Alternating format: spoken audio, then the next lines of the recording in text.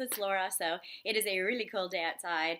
So I thought I would take this opportunity to give you a little gift. I'm going to go through the vinyassa part of our class. So that's the part that is just 3 little moves, but we repeat it a lot in class. And there are a few ways that you can dial it up, and there are a few ways that you can dial it back a little bit. And I'm going to go through those ways. So roll out your mat, come and join me, and let's have a little fun. So, of course, the vinyassa part of class begins in downward facing dog. Okay, and then we lean forward into plank. This is probably already seeming familiar to you. Looking forward just slightly, squeezing elbows to the body all the way down, untucking toes, lifting up for low cobra, tucking toes as we go down, back to plank, and then back to down dog. So that is the vinyasa that we normally do. So if you're interested in dialing up a little bit, one idea that I have is something called accopada. So with accopada, you start off in down dog, just like everybody else, but as you move forward into plank, you lift up one of your legs. So you do not want to lift your leg way up, something like that. This is not supposed to be a hip stretcher. This is a strength move. So you just simply lift up your leg to hip level, and then you go down with one leg lifted. Okay? So when you can go into low cobra, just like everybody else, and when you go back up, you do not lift up the leg. It's just on the way down. So again, when you do this the second time through, you go like this, and you, of course, lift up the other leg. As you can see, it's flexed all the way down. Cobra. And back to down dog. Okay, so another idea I have for you is to turn this into the plank into a chaturanga instead of a plank. So here's how you do that. You, of course, start off in down dog, and you come forward, but this time you're going to go a little bit more forward. Now, you don't want to crank those wrists. You don't want it too far over, but you want to come just a little bit more forward than you normally would, and then when you come down, you are only going to come down halfway. Okay? See? You're not going all the way down, only halfway. So then, when you go down, you can go into low cobra like the rest of us.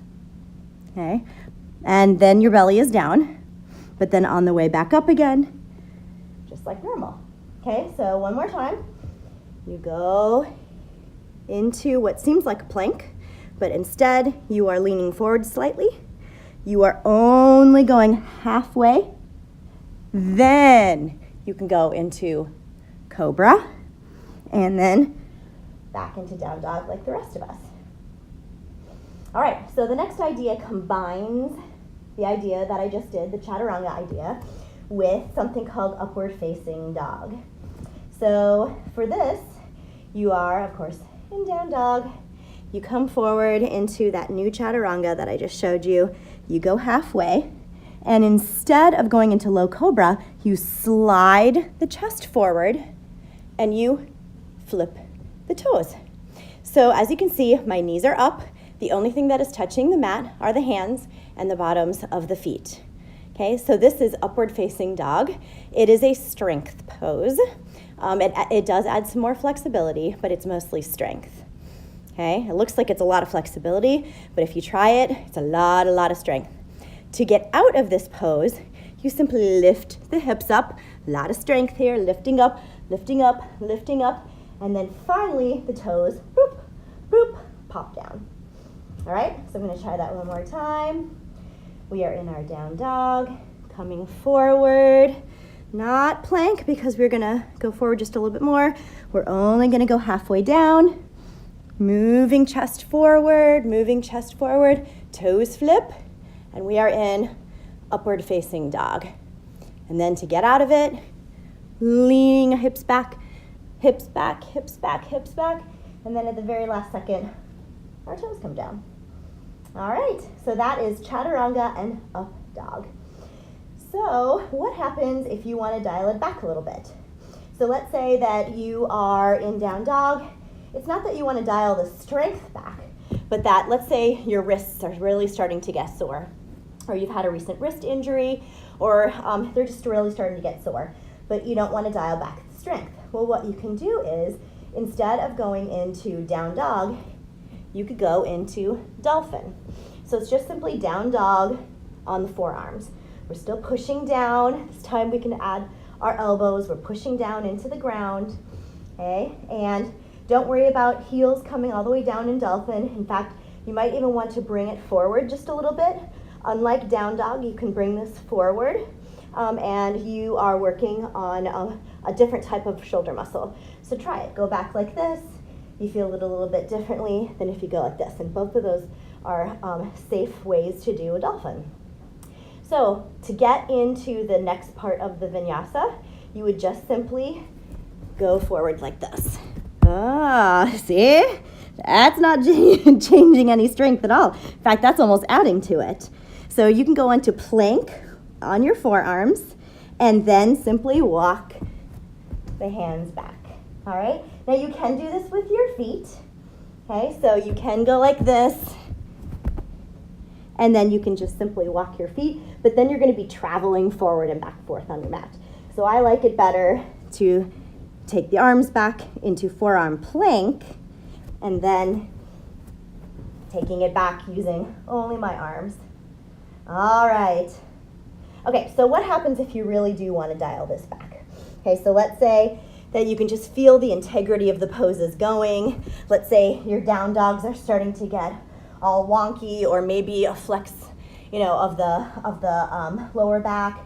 Maybe your planks are starting to twist, or your booty is up, and you just feel like you're not being very safe. So you want to dial this back a little bit by going into low dog.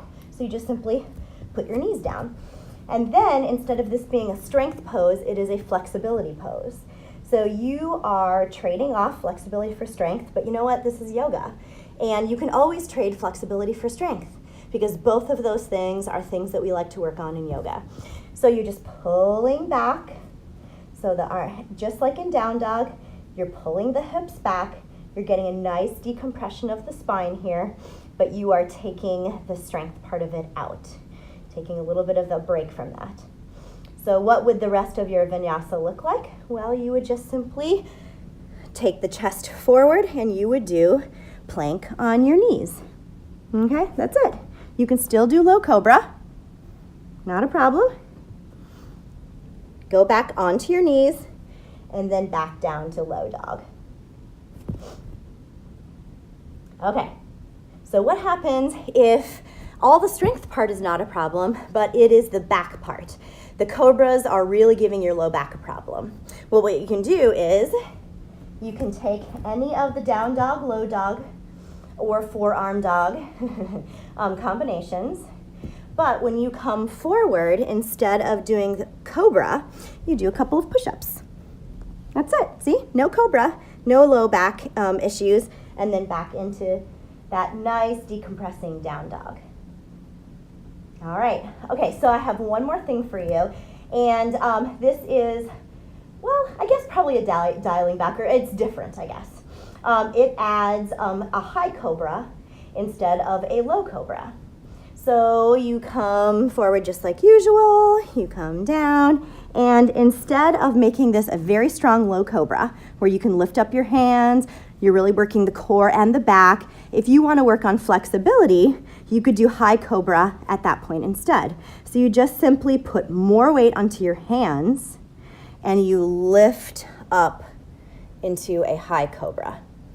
Okay, so this is a little less strength because you're not really using your core here, but you are adding some flexibility and a really nice back stretch. So if you've been having if you've been wanting to work on back a little bit, and you want to get a nice back stretch in there, doing a high cobra is a very good idea. Now notice my chin is not up in this, okay? Chin is forward, just like we do in low cobra. All right, and down, and just like always, back into down dog. Oh, actually, I'm going to say one more thing. So when you are on the belly after doing any of the cobra options, if you do not want to get into down dog by doing a push-up, you do not have to, okay? You can get into down dog simply by lifting up the hips and going back into down dog. And that is perfectly acceptable. Let me show you that one more time. So any of the cobras, doesn't matter if you've been doing up dog or anything like that, but instead of doing the push-up to get back to down dog, you just stay on your knees just a little bit longer than usual and into down dog. A lot of you have probably figured that one out already, but just in case you've been struggling with that, not having that plank, that extra plank in there, when we're going into down or back to down dog is always an option. All right. So hopefully this video has helped you make that part of our class, the vinyasa part of our class, more your own. All right, stay warm. See you later.